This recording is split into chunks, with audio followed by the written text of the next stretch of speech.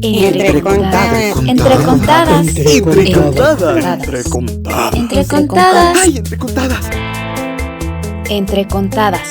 Entrevistas a narradoras y narradores. ¿Qué tal? Bienvenidos a Entrecontadas, una sección de entrevistas de la Red de Narradoras México. Yo soy Penélope Rivera y el día de hoy estoy muy contenta. Estoy con María Angélica Muñoz. Ella es chilena y radica en Alemania. También se dedica a hacer risoterapia, dando terapias en diferentes lugares a adolescentes, adultos y a niñas y niños. También ha incursionado en el mundo de la literatura, creando historias propias y también dentro de la narración oral. Y aunque ustedes no lo sepan, ella es también bióloga marina. Sin más preámbulo, me gustaría mucho que mejor sea ella quien nos cuente su propia historia. ¿Cómo estás, María Angélica? Hola, Penélope, muchas gracias por esta invitación. Me encuentro muy bien, un poquito nerviosa, pero bueno, allí vamos. Muchas gracias y a todo el público que nos está mirando. Y pues queremos agradecerles que han seguido ahora sí que constantemente las entrecontadas. Y bueno, tenemos a narradoras y narradores que nos cuentan su historia de vida y cómo fue que entraron al mundo de la narración oral. Pero antes de pasar a la narración oral, me gustaría que nos cuentes de este salto que tú misma lo dices, de 180 grados, de pasar de las ciencias, digamos, de la biología y de la biología marina, súper especializada, que también es una belleza, al mundo de los cuentos y cómo es que tu andar te lleva de un lugar a otro. Entonces, compártenos con el público y bueno, ¿cómo fue que sucedió? Bueno, como son las cosas de la vida, ¿no? Es toda una narración, podría ser muy larga y estaría horas aquí contándote, pero yo de hecho me vine a Europa a especializarme en el área de la biología marina, específicamente en unos moluscos marinos pequeñitos que se llaman opistobranquios, también conocidos como babosas de mar.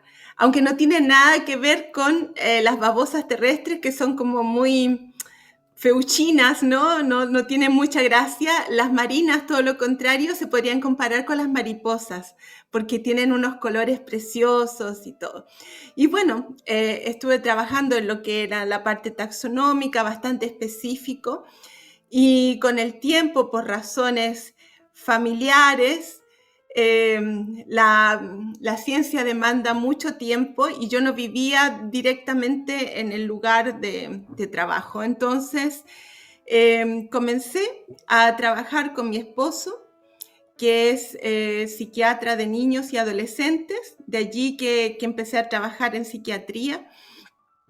Y al principio haciendo estudios clínicos con empresas farmacológicas para la licencia de medicamentos que, por ejemplo, ya tenían licencia en Estados Unidos, pero todavía en Alemania no. Y también a la vez aprendí todo lo que es son los test psicológicos, ¿no? Hacer test psicológicos de inteligencia, de relaciones, de concentración. Bueno, estuve haciendo estos dos trabajos paralelos un tiempo, pero de alguna forma soy bastante inquieta y era como un trabajo más mecánico y técnico. Y yo quería hacer algo más. Además que al conocer al tener contacto con las familias, ¿no? Con los niños, yo veía todas las problemáticas que allí existían, ¿no? Las madres reclamaban contra los niños en contra de los padres, bueno. Y entonces allí se me ocurrió la idea de hacer algo para ayudar a esas familias, pero ayudarlas desde un punto de vista totalmente diferente al que se ofrecía en la consulta, sino algo totalmente alternativo, un momento donde las familias pudieran divertirse, reírse juntas, sentirse, ¿no? Totalmente relajados. Y así fue como comencé primero a estudiar lo que es el payaso clínico durante 2 años y medio con este enfoque. Y otro año y medio estudié la risoterapia, también la ingeniería emocional. Entonces, y también el yoga de la risa. Y bueno, y muchas otras hierbas, ¿no? Cursitos por aquí, cursitos por allá, pero esos son los 3 grandes que hice. Y entonces con esto armé lo que es, se podría decir, la risoterapia emocional, ¿no? Donde se trata de que las familias se reencuentren a través de la risa, del contarse historias, del movimiento corporal, de confiar los unos en los otros, ¿no? Un poquito, así fue como me fui metiendo en este mundo.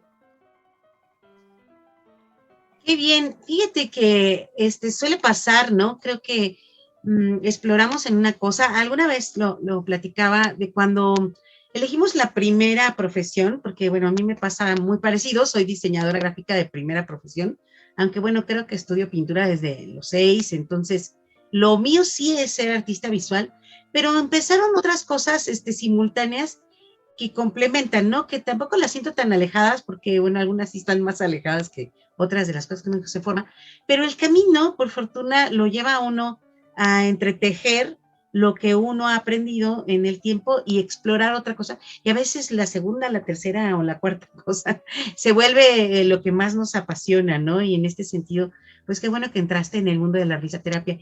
¿Y cómo es que empezaste a escribir? O sea, bueno, me imagino, estás trabajando pues evidentemente con las emociones y con el arte, que eso ya es un detonador poderoso para conseguir relaciones maravillosas, entrañables con las personas en ese momento o para posterior, ¿no? Y que también contribuye a su salud emocional, a su salud física, a su salud mental, entre otras muchas cosas.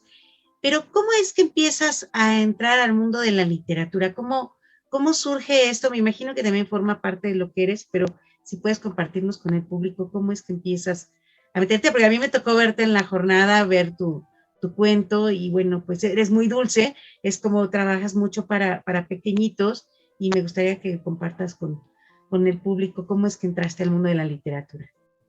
Gracias por lo de dulce.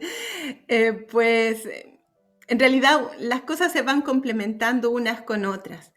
Yo desde que era muy pequeña siempre escribí y antes de escribir recitaba poesías. Me acuerdo que aburría a mi abuelo porque yo siempre quería recitarle poesías, entonces era como que eso ya venía en el paquetito incluido, pero uno se va como desconectando, ¿no? Te vas alejando, dices, no, yo quiero ser científica, me voy por este otro lado. Y al final la vida te hace dar unas cuantas vueltas y te enmienda otra vez por el camino que te debías ir, ¿no? Y yo estoy agradecida, muy agradecida en realidad de todo lo que he hecho en la vida, porque nada es pérdida, todo es ganancia. Todo lo que uno va aprendiendo es ganancia y unas cosas te ayudan a las otras. Entonces, yo empecé a escribir en realidad desde siempre escribía pensamientos, reflexiones, poesía, pequeños cuentos. Pero mi mayor deseo de escribir comenzó cuando yo hice el Camino a Santiago de Compostela, ¿no? Y de hecho ese libro todavía no salió publicado. Estoy buscando una editorial, así que si alguien conoce una editorial, por favor, yo busco una editorial. Y bueno, y entonces fue ¿cómo decirte? Estaba como en un periodo de quiebre de mi vida, como una crisis existencial que tiene todo ser humano, y me fui a caminar. Estuve haciendo este camino durante 7 años. Ahora no completo los 7 años, sino que lo iba haciendo de trocitos. En 4 años hice desde Saint-Jean-Pied-de-Port hasta Finisterre, que es la ruta clásica, ¿no? La ruta francesa de la que mucho se ha hablado en muchos libros. Y siempre he sentido que el camino a mí me llamó, que era ir, pero no era ir solamente para mí, en primer lugar, claro, para mí, para crecimiento personal, pero también para compartirlo, porque hay una frase que se dice en el camino, que aquello que no compartes, aquello que la vida te da y no lo compartes, la vida te lo vuelve a quitar. Entonces, por eso es mi interés, mi libro, compartirlo para que llegue a otras personas. Entonces, pero yo me sentía todavía bastante insegura cuando publiqué, o sea, cuando terminé el camino, y en realidad me llevó muchos años escribir ese libro. Y empecé con un libro más cortito, que lo tengo aquí, te lo voy a mostrar, que se llama La mágica emoción de ser humano. Y estos son los cuentos cortos que yo tenía y poesía, ¿no? Y los fui juntando y con eso armé este libro, que en el fondo tiene que ver con que, como tú me decías, las emociones, ¿no? Fluir con las emociones. Cuando aprendemos a fluir con las emociones, nuestra vida se torna mágica, ¿no? Porque no nos estamos resistiendo a lo que sentimos, sino todo lo contrario, nos estamos abriendo a la vida y estamos aceptando tanto nuestras fortalezas como también nuestra vulnerabilidad, ¿no? Nos damos ese permiso para ser humanos, y un poquito de eso es lo que va en ese libro, ¿no? Va mucho de cómo yo veo el mundo y también cómo yo me veo a mí. Y ese fue como el primer paso, que salió en octubre del 2018, salió ese libro publicado, el primero que he publicado. Y me preguntabas, ¿y cómo he llegado a la narración? Sí, bueno, también, porque, bueno, sé que hay un origen de la literatura hacia la narración oral, y bueno, me queda claro que eres payasa, eres clown clínica, pero también, ¿cómo fue que empezaste tú a integrar la narración oral? Bueno, mira, la narración oral fue recién el año pasado. Claro, yo había hecho presentaciones de mi libro, pero siempre lecturas, ¿no? Yo no había hecho nunca una presentación así, narración oral. Y pasó que el año pasado, con la pandemia,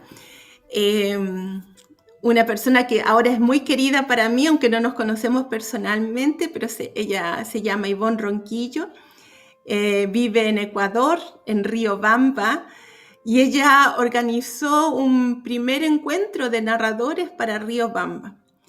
Y me envió un mensaje por Messenger, que yo no vi a tiempo, lo vi meses después de que ya había sido el encuentro. Y cuando lo encontré, porque cuando lo encontré le escribí, le dije que lo sentía mucho, que me hubiese encantado participar, pero que no lo había visto el mensaje a tiempo. Y entonces hubo un segundo encuentro y ella me volvió a invitar, y allí fue que participé contando un cuento que está en mi libro, que apareció con otro nombre, no con el original, pero el cuento se llama La revolución de las etiquetas, ¿no? Y tiene que ver con todas estas etiquetas que nos ponen a nosotros, los seres humanos, a veces en el trabajo, en el colegio, en la misma casa, ¿no? Andas con una etiqueta y como que no te puedes liberar de esa etiqueta. Entonces, ese fue el primer cuento que yo narré en mi vida, y se lo agradezco a Ivonne Ronquillo de Ecuador. Así fue por mera casualidad, y ella me decía que me había visto que yo estaba en un grupo de artistas por la paz y la vida, también de Ecuador, y allí fue que había preguntado al organizador si podía escribirle a los participantes, y así fue como ella me ubicó a mí. Y bueno, y la verdad es que me ha encantado, porque ella me decía, estoy tan agradecida de que participe, y en realidad la más agradecida era yo, en medio de una pandemia en que ya no podías hacer ninguna presentación en vivo, ¿no? Todos los proyectos que estaban como que quedaron todos allí en un letargo. Entonces me he sentido súper agradecida, y la verdad es que como he trabajado tanto con niños, Esto de contar cuentos me encanta. Yo a mi hijo cuando era pequeño siempre le contaba cuentos. Em, Claro que nunca lo había pensado para como hacerlo ya de una forma pública. Son mis primeras incursiones. En realidad nunca he hecho una narración para un público en vivo. No sé cómo me podrá resultar eso. Te soy bien sincera. Pues ya te tocará explorarlo ahora que pues también nos vayan permitiendo las condiciones del COVID en el mundo. Ahora sí no exagero al decir. Pero bueno, enhorabuena que pasaste como de lo escrito a la oralidad y que estás explorando y bueno, pues no importa el espacio en donde sea. Y bueno, ahorita me gustaría que nos continúes platicando cómo es que has trabajado con niñas, niños, también con mujeres, pero antes de eso, entre contada y contada, me gustaría que nos cuentes un cuentito. Que les cuente un cuento. Pues les voy a contar el primer cuento que conté, que es justamente la revolución de las etiquetas. Con ese empecé y entonces me encantaría que conocieran el cuento que enganchó conmigo y con otras personas también. Como te explicaba, a ver, ¿cómo lo empiezo? Había una vez un reino donde todos los súbditos eran etiquetados. Algunos al momento mismo de su nacimiento y otros en los primeros años de vida, a más tardar cuando llegaban al colegio. Llegaba la mamá con Mariana y le decía a la profesora: mire las mechas de esta niña que nunca se quiere peinar. Entonces la profesora anotaba en una etiqueta Mariana Chascona y quedaba oficialmente etiquetada como la Chascona. Llegaba la mamá con Pedro y decía al profesor: pero mire, si es que este niño se lo pasa comiendo, es que la ropa ya está que le revienta. Y el profesor anotaba Pedro el Gordo. Llegaba la mamá con Juan. Pero mire este niño cómo viene arrastrando las cosas y su bolso, todos sus cuadernos están totalmente desordenados. Decía el profesor, vamos a anotar Pedro el desordenado. Y así con todos los niños. Bueno, entonces pasaba que algunos niños a los que no venían todavía etiquetados desde su casa, los niños en el colegio, ellos mismos se encargaban de ponerle la etiqueta. ¡Ay, la aplicada! ¡Ay, la flaca! ¡Ay, el guapetón! Así, a todos les iban poniendo etiquetas. Y después que estabas etiquetado, te olvidabas de la vida, ¿no? No pasaba nada. Y estaban todas las etiquetas guardadas en ese reino en unas estanterías gigantes, inmensas estanterías guardadas en los cajones cuidadosamente desde la A hasta la Z. Y pasó que con el tiempo habían unas etiquetas que estaban pero muy aburridas de que sus dueños hicieran siempre lo mismo. Y pensaban, ¿cómo sería si ese súbdito tuviese otra etiqueta? Si en mí, en lugar de decir desordenado, dijera ordenado. ¿Cómo sería eso?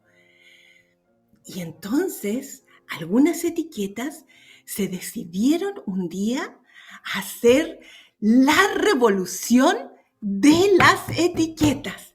Y empezaron a saltar de cajón en cajón en cajón y se iban intercambiando lo que tenían escritos unas etiquetas con otras.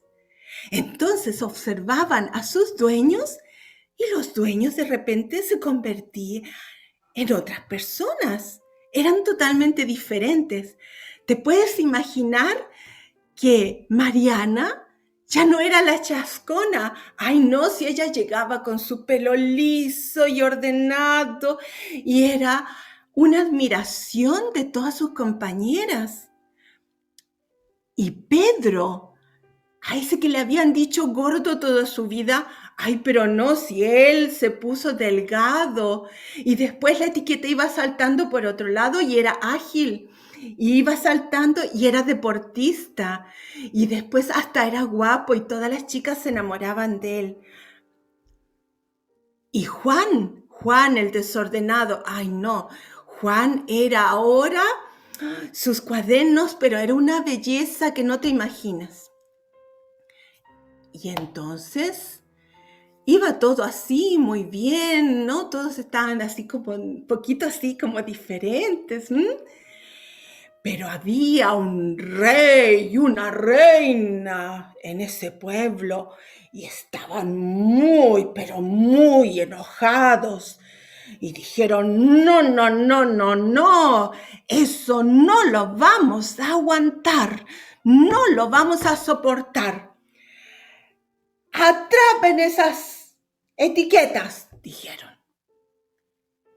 Y las etiquetas fueron atrapadas y fueron dobladas y pegadas con pegamento y luego fueron encadenadas de regreso a sus cajones y volvieron a tener escrito el mismo nombre que siempre habían tenido. Pobres etiquetas, estaban muy tristes. Y sus dueños. Mariana volvió a ser chascona y Pedro volvió a ser gordo y Juan volvió a ser desordenado y así todos los súbditos de las etiquetas que habían participado en esa revolución. Y nadie, pero nadie en el pueblo, en ese reino, decía nada. Aún así, algo había cambiado. Había una energía que vibraba. Y esa energía fue aumentando más y más y más. Y se hizo muy fuerte y un día comenzó un temblor. Y las estanterías comenzaron a moverse. Y se abrieron los cajones y todas las etiquetas cayeron, todas unas tras otras y se mezclaron todas juntas. Y después de eso comenzó una lluvia torrencial. Y se formó un riachuelo y las etiquetas estaban encantadas en el agua. Y mientras nadaban en ese río, se les iba borrando la tinta que estaba escrita en ellas. ¿Y sabes lo que pasaba entonces? Que los súbditos por fin despertaron de ese letargo limitante de las etiquetas. Y lo primero que decidieron es que ya no querían ni a ese rey ni a esa reina. No, dijeron, ya no los queremos. Porque ahora ellos eran dueños de ser ellos mismos. Ellos podían decidir quiénes querían ser en la vida.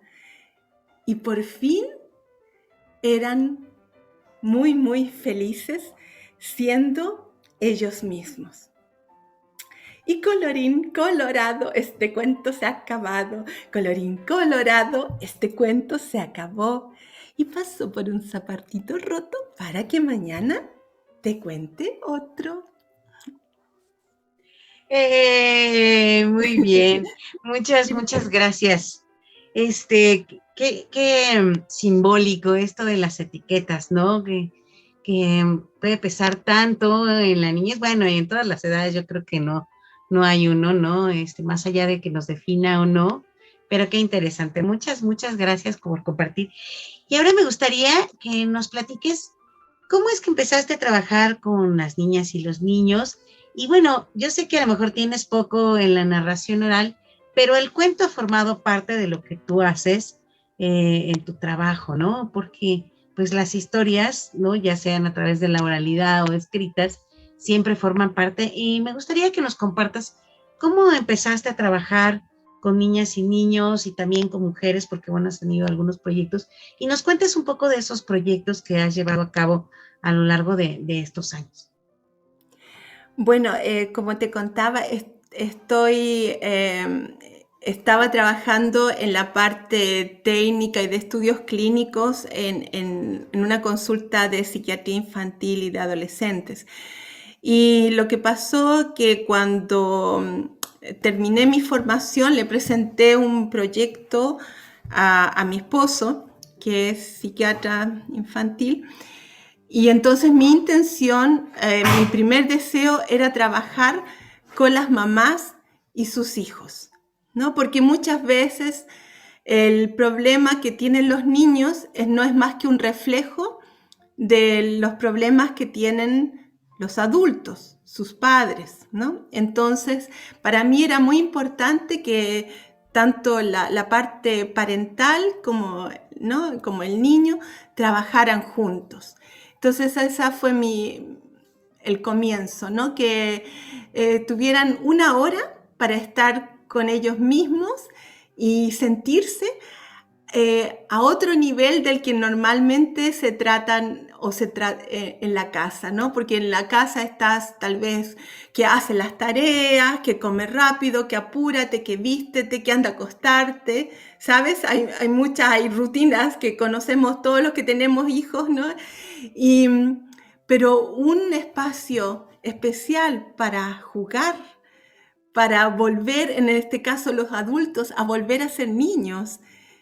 Yo sentí que eso era lo que a mí más me movía, que tuvieran ese espacio para jugar y para liberar sus emociones. También para que los niños observaran que sus padres también tenían dificultades en algunas cosas, ¿no? Porque a veces cuando somos niños miramos hacia arriba al papá, a la mamá, los vemos como tan grandes, como casi todopoderosos, y nos sentimos tan infinitamente pequeñitos, ¿sí?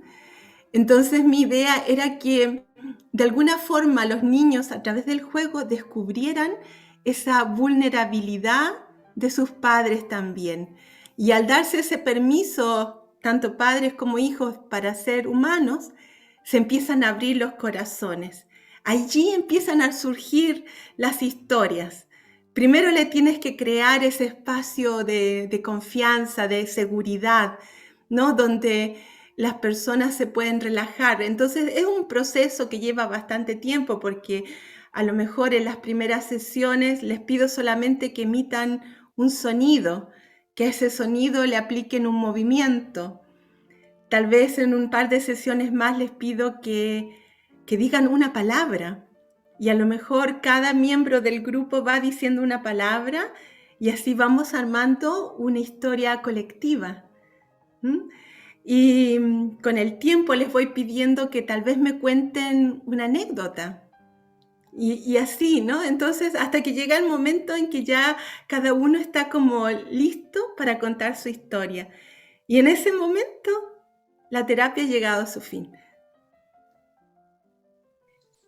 Sí, definitivamente, pues los cuentos nacen también de las historias que cada uno vivimos, que cada uno construimos, ¿no? Y creo que esto que ahorita compartes con nosotros es bien importante y bien simbólico porque tiene que ver con nuestra historia, pero bueno, la ficción y las fantasías nos llevan también al entendimiento justo de nuestras historias y de lo que viven y de lo que sienten, que aquí es lo importante, es justamente la capacidad que puedan tener para expresar pues esas emociones y esas sensaciones, ¿no? Y como lo dices tú, a veces pensamos en la niñez, yo me dedico a hacer cosas para las infancias desde hace muchos años, pero en realidad trabaja uno para las familias, porque lo acabas de comentar ahorita, si no es un circuito con las mamás y los papás en donde ellos trabajen de forma conjunta con las niñas y los niños, no se logran algunos resultados que uno pretendiera, sobre todo a nivel de educación. Bueno, tú trabajas mucho más hacia lo individual, lo introspectivo, yo trabajo más como a lo general, hacia la formación más como colectiva, aunque sí hay un trabajo de lo individual, ¿no? Y qué bueno que nos compartes. Me gustaría nos cuentes alguna anécdota que te haya pasado, que dijiste, sí, esto es lo que quiero hacer, o sea, que alguna cosa que te haya sucedido en donde tú dijeras, esto es lo que quiero hacer y a partir de aquí sí estoy en donde yo decía que quería estar. No sé si nos puedes compartir alguna anécdota o historia. Mira, no es justamente, me han pasado muchas cosas, pero hay una que la tengo muy grabada como payasa clínica. No, me estoy yendo un poquito para otro lado, pero como payasa clínica me ha tocado visitar el psiquiátrico de abuelitos, ¿no? Y entonces pasó que un día iba con mi compañera payasa, ella llevaba uno de estos pianitos manuales y iba tocando música y yo iba por los pasillos bailando, ¿no? Bailando payasa. y un abuelito se me acerca y entonces él me pide bailar con él, ¿no? Muy, muy caballero, me ofrece la mano y bailamos un vals los dos. Maravilloso, maravilloso. Y cuando terminamos, él toma mi mano, me besa y me dice que él no había bailado un vals desde que su esposa había fallecido. Y estaba allí en el psiquiátrico y resulta que este abuelito era altamente agresivo. Nadie se acercaba a él porque golpeaba a todo el mundo. Golpeaba a otros pacientes, golpeaba al personal ¿no? Enfermeros, enfermeras, a los médicos, a todo el mundo. Y conmigo fue la persona más tierna del mundo. Y cada vez que me acuerdo de ese momento me emociono porque yo digo, para eso estamos, para que nuestro corazón toque el corazón de otro ser humano y para tal vez en ese momento rescatarlo, aunque sea por unos segundos, de sus tinieblas, ¿no? Porque en ese momento él revivió, él bailó, se acordó de su esposa, estuvo allí, estuvo presente. ¿Sabes? Vivimos muchas veces pensando en el pasado, en el futuro, pero vivimos menos en este momento, en el aquí y en el ahora. Y ese momento que yo tuve con ese abuelito, él estaba aquí y ahora. Y fue maravilloso. ¡Qué belleza! Definitivamente el arte puede sacudir de forma muy, muy poderosa.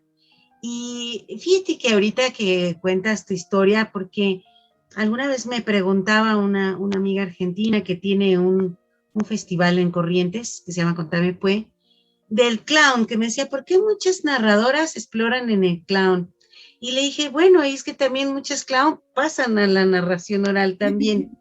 Y bueno, yo misma he explorado en el clown, me gusta mucho, y bueno, pues vengo de una familia de comediantes, pero también, bueno, mi compañera con la que fundamos la red, también ella es payasa, y bueno, es que creo que el clown trabaja con la vulnerabilidad, que es una de las, pues como motores, ¿no? En donde trabajamos desde lo vulnerable y esto también nos hace ser auténticos, ¿no? Y tener estos regalitos que el clown dice, como ahorita lo que acabas de contarnos, María Angélica, que es muy poderoso cuando alguien puede salir de esta historia que lo tiene agobiado y da un giro maravilloso, aunque sea breve o igual puede que a partir de ahí se transforme a mucho más. Muchas, muchas gracias por compartirnos esta anécdota. Y bueno, pues me gustaría, ¿qué te parece si nos cuentas otro cuento Y bueno, ya ahorita cerramos como el programa, pero bueno, me encantaría que nos compartas otra historia. Bueno, tenía preparada una que se llama Al otro lado de la muralla. Había una vez una muralla increíblemente alta, de proporciones estrambóticas. Era como el ronquido de un gigante. Algunos decían que era el fin del mundo. Los seres humanos, de un lado y del otro de la muralla, no se veían, no se escuchaban, no se olían, no se sentían.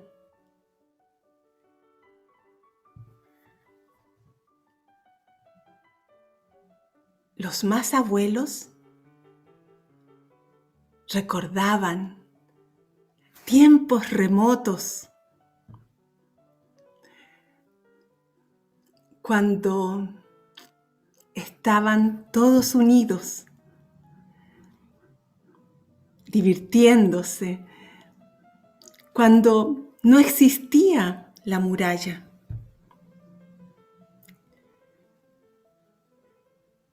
Le relataban a sus nietos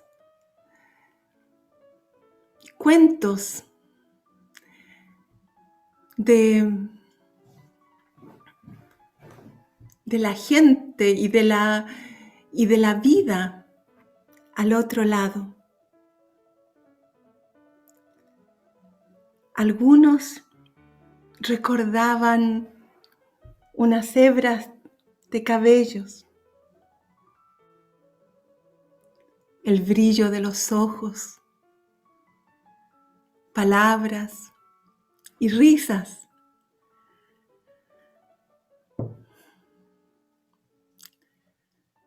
Pero la muralla arrogante, tan fría, impenetrable, borraba de la mente los recuerdos. Apenas los niños crecían, olvidaban.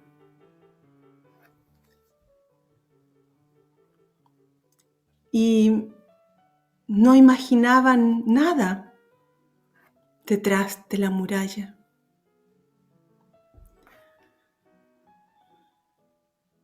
Aún así, la leyenda seguía viva. Gente parecida existía, amando, soñando, en mundos separados, divididos por una enorme muralla.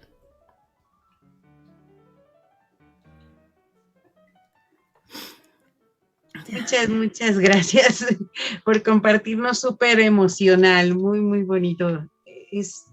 A veces creemos que lo que no miramos no existe, ¿no? O a veces no podemos o no queremos ver, o no sabemos que existe otra porque hay murallas muy gigantes y son murallas muy emocionales, ¿no? Muchas gracias por compartirnos. Y fíjate que ahorita me gustaría también que nos compartas, pues, ¿cómo fue esto que decidiste trabajar con las emociones? Porque siento que ahorita, lo comentabas tú, ¿no? Nos ha llevado el confinamiento a vivir una serie de experiencias. Algunas me parece que muy bellas y otras definitivamente no. Y que creo que este trabajo a través del arte hace que podamos transformar de muchas maneras las emociones.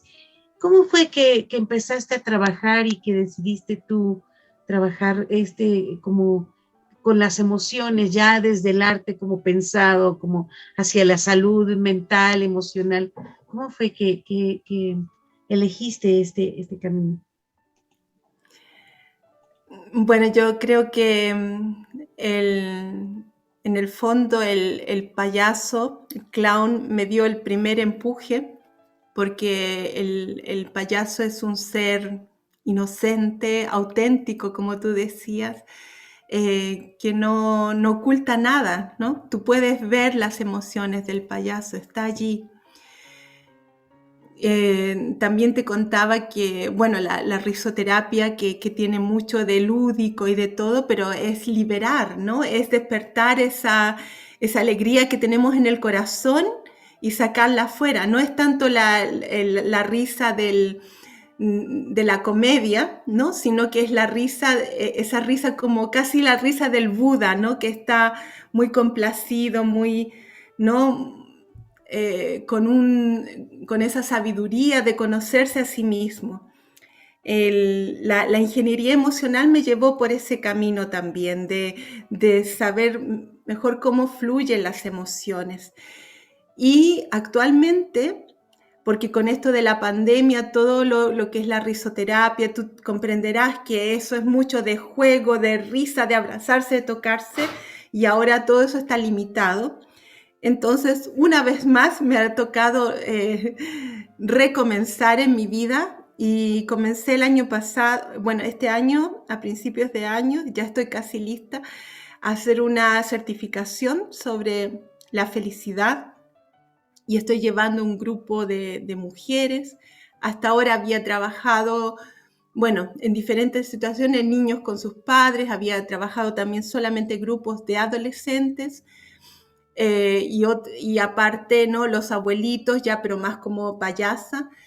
Pero ahora estoy trabajando, te diría un círculo de mujeres, pero como es a través del computador, no sé si se le puede llamar círculo, un cuadrado con cuadraditos pequeños dentro. Entonces, estoy en ese cuadrado con mujeres y estamos trabajando mucho las emociones desde el punto de vista de la psicología positiva, pero hay algo que no te he contado y es que a mí me interesa mucho todo lo que es la sabiduría ancestral y también el chamanismo. Entonces, lo que yo hago es complementar este conocimiento científico actual, que está todo probado, con las sabiduría de los grupos de las culturas ancestrales.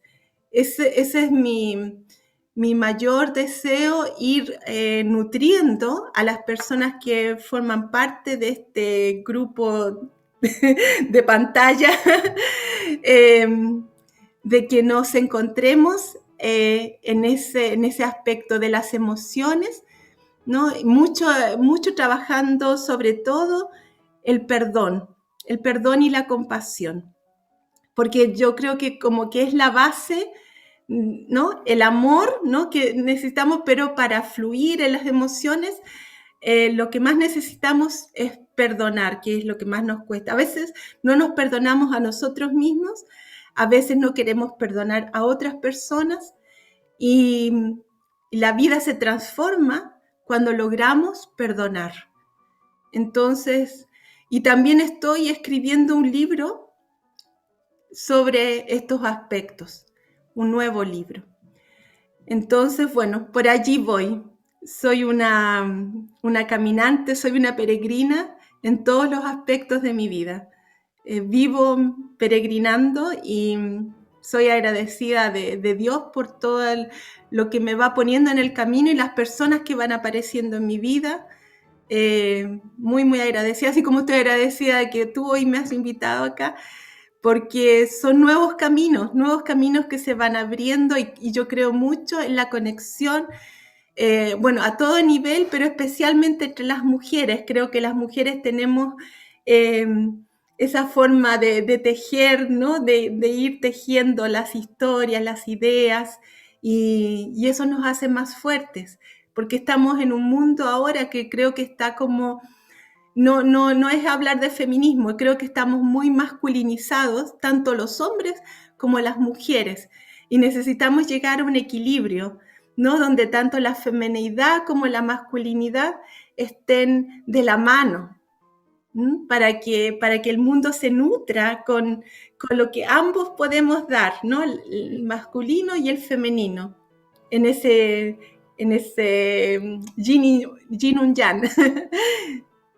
Sí, en el mundo de las dualidades. Fíjate que ahorita decías tú, y creo que tiene que ver mucho también con esta dualidad, en donde siento que ya vamos mucho más hacia cosas holísticas, en la medicina, en la educación, pero bueno, en algún momento se han dividido demasiado como de blanco, negro, bueno, malo, positivo, negativo, o igual masculino, femenino, ¿no? Y hay una renuncia a, o igual a lo mejor una invisibilización de estas dualidades, en donde la dualidad es la que nos pone en punto de equilibrio, ¿no? En donde podemos explorar por el lado oscuro, el lado claro, sin ponerle una definición ni un concepto de bueno y malo, que creo que justamente ese concepto de bueno y malo es el que ha hecho esa división, en donde no podemos explorar en el otro porque eso está mal, cuando en realidad sin esa otra parte no existiría ese punto de equilibrio, ¿no? Y creo que ahorita lo que platicabas, pues es bien importante trabajarlo de la manera individual y colectiva.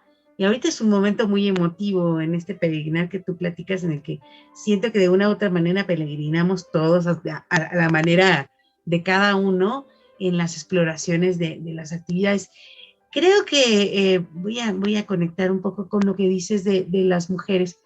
Cuando nosotros decidimos hacer la red de narradoras es porque, bueno, mayoritariamente somos narradoras, me atrevería a decir casi en el mundo, y no estoy diciendo que con eso no haya muchos narradores, y son muy activos, pero creo que pasa que la narración desde la maternidad, desde el embarazo, hay una narración del canto, de la nana, de hablar con él, de contarle historias, y de la oralidad que se transmite en la casa, que se transmite a través de las aulas, de la oralidad que se transmite a través de muchas opciones, y también en otras formas en donde pensamos que solo la oralidad habita desde la literatura y desde traspasar solo las historias que recibimos y que compartimos con los otros a través de mitos, leyendas, pero la oralidad forma parte de un cotidiano muy amplio, y entre ellos también el trabajo de la introspección, el trabajo de la espiritualidad, cualquiera que ésta sea, porque cada quien la practica de manera muy diferente. Hay mucha oralidad adentro, ¿no? Y también creo que eso hace que podamos compartir quiénes somos, recibir las historias de los otros, nutrirnos de ellas, ¿no? Y bueno, qué bueno que tienes este cuadrado que comentas que también es bien importante ahorita en este momento en el que siento que, bueno, cuando menos a mí me pasa que en casa hemos pasado una serie de cambios emocionales significativos, en todos los sentidos, porque bueno, para todo el sector cultural nos cambió la vida de abrazar, de acercarnos, de la colectividad que eso tienen las artes escénicas, ¿no? Y qué bueno también replantearnos como otras formas hacia dónde también comunicarnos con las otras y los otros es súper importante. Muchas gracias por compartirnos esto. Y bueno, ya también nos estarás compartiendo en algún otro momento, pues, pues qué es lo que vas escribiendo de estas experiencias ahora nuevas con mujeres y con ese trabajo de las emociones, ¿no? Que has venido haciendo.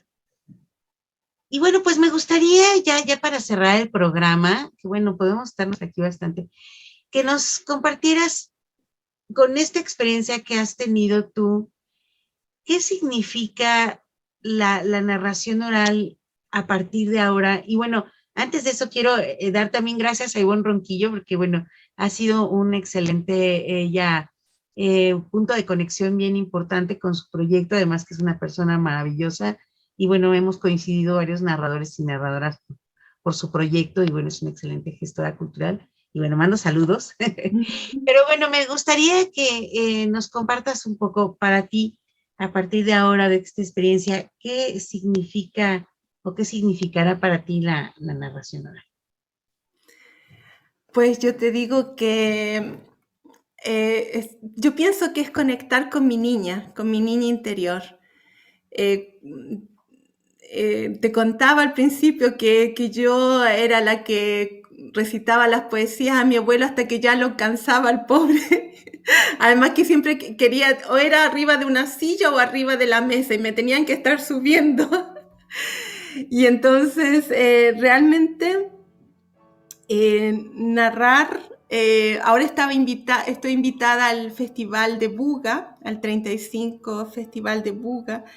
Bueno, probablemente... Y bueno, y entonces en este festival me pidieron que contara leyendas. Y allí he estado haciendo todos estos recuerdos del pasado. Había un programa de radio en Chile que se llamaba Lo que el viento se llevó. Y lo daban a esa hora como de mediodía. A mí me daba un miedo que ni te lo crees, ¿no? Porque era pequeña, me escondía detrás de la falda de mi mamá, pero no había quien me sacara del lado de la radio porque yo quería escuchar el programa, a pesar de que el miedo no me... Entonces es como recordar, ¿no? Toda esa esencia, ¿no? De dónde tú vienes, tus raíces. Con esto de este festival empecé a buscar narraciones que son del pueblo mapuche, de Rapa Nui, ¿no? Entonces empezar a buscar qué nos traen, ¿no?, los pueblos originarios, ¿no? Y realmente a mí me apasiona eso, poder hacer ese nexo. Entonces yo quiero seguir creciendo en este aspecto. Espero que poder hacerlo lo mejor posible, ¿no? Lo hago de corazón, pero tú sabes, siempre hay para todos los gustos pero sí quiero continuar porque la narración es algo que lo traemos, yo creo que en los genes, ¿no? Eran los seres prehistóricos que estaban alrededor del fuego y se estaban contando el tigre dientes de sable que habían visto o el mamut, y se contaban esas historias mientras las mujeres cocinaban y otro hacía sus pinturas rupestres. Entonces no tenemos que perder esto de hablar, y no es solamente contar, es la escucha, es escuchar, porque son las dos partes importantes, tanto contar como saber escuchar, y eso es algo que a mí me interesa mucho que se lo transmitamos especialmente a los niños, porque estamos viviendo en un mundo que es tan acelerado que parece que ahora nadie tiene tiempo de escuchar. Se forman a veces muchos malos entendidos porque la gente no escucha, te escuchan a la mitad. Entonces, creo que a través de estas instancias que se arman, ¿no?, encuentros de narradores, festivales, justamente se les está proponiendo a las personas otra vez volver a escuchar. Así como yo escuchaba escondida detrás de la falda de mi mamá lo que el viento se llevó, las leyendas que contaban de mi tierra, ¿no? Entonces, creo que solamente podemos ganar con eso, porque algo se perdió. Hay un libro que ahora no me acuerdo bien el nombre, era como la historia en los juncos, no me acuerdo el nombre, un español escribió un libro muy bonito y decía que algo se había perdido cuando descubrimos la escritura, porque hasta ese tiempo la gente memorizaba todo, ¿no? Bueno, habían también profesionales ya en esa época que eran los que tenían la oralidad, pero la gente estaba acostumbrada a memorizar. Y nosotros hemos perdido esto con la escritura, y ahora lo perdemos más todavía con el internet, con la computación y todo esto, porque uno dice, ¿para qué lo voy a aprender si hago un clic y ya lo tengo? Entonces nos hemos acostumbrado casi a tener como símbolos mentales, conceptos. Sabemos que si apretamos esta palabra, obtenemos la información que queremos.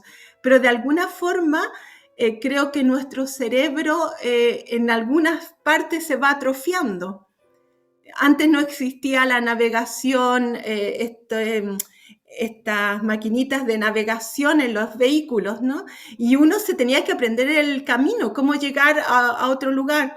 Ahora uno mira el navegador y ya no te aprendes los caminos, tienes que cada vez mirar cómo llegar. Entonces, de alguna forma nos vamos atrofiando y yo creo que el rescatar la narración es volver a abrir una parte de nuestro cerebro, volver a desarrollar esas conexiones sinápticas de nuestras neuronas para que se abra ese camino a esa conciencia de la narrativa y de abrirnos a todas esas historias que deben estar por allí en este universo todavía colgando y esperando a que las bajemos.